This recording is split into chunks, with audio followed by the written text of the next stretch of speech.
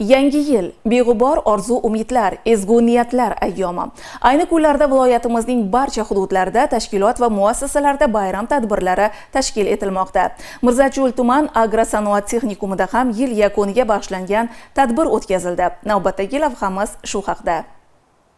Keyingi yillarda yoshlarning ilm olishi, hunarli bo'lishi, umuman jamiyatda munosib o'rnini topishi bilan bog'liq masalalarga munosabat tubdan o'zgardi. Bu borada tizimli yondashuv yo'lga qo'yildi. Yoshlarni kasb-hunarga yo'naltirish, professional ta'lim maskanlarida dual ta'limning yo'lga qo'yilganligi bunga yaqqol misol bo'la oladi. Mirzacho'l tuman agrosanoat texnikumida tashkil etilgan bayram tadbiri davomida ham yoshlarga yaratib berilayotgan keng imkoniyatlar e'tirof etildi. Shuningdek, texnikum jamoasining 2025-yil davomida erishgan yutuqlari misollar orqali aytib o'tildi.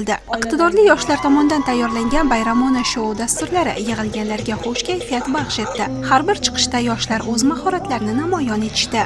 Mana bugun texnikumimizda yangi yil bayramini nishonlamoqdamiz.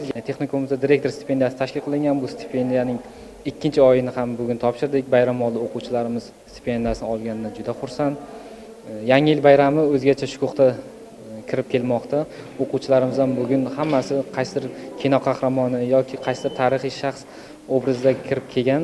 Shu qatori o'qituvchilarimiz ham o'z faolligini ko'rsatmoqda. 2026-yil barchamizga omad olib keladi degan umiddamiz.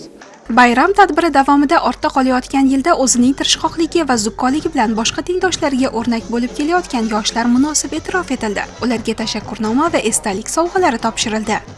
2025-yilda har xil yutuqlarga erishdim. Shu kompyuter injiniring bo'yicha sertifikatlar oldim va yana shunga o'xshash boshqa yutuqlarga ham erishdik. Men bu texnikumda o'qiyotganimdan juda xursandman. Ustozlar ham mehribon. Bu yilgi tadbirimiz juda yaxshi va maroqli o'tyapti. Yangi yil tadbiri sho'x kuy-qo'shiqlar uyg'unligida davom etdi. Yosh iste'dod egalari tomonidan sahnalashtirilgan tomoshalar barchaga manzur bo'ldi. Bir so'z bilan aytganda, ushbu tantana yoshlarga unutilmas xotiralarni tuhfa etdi.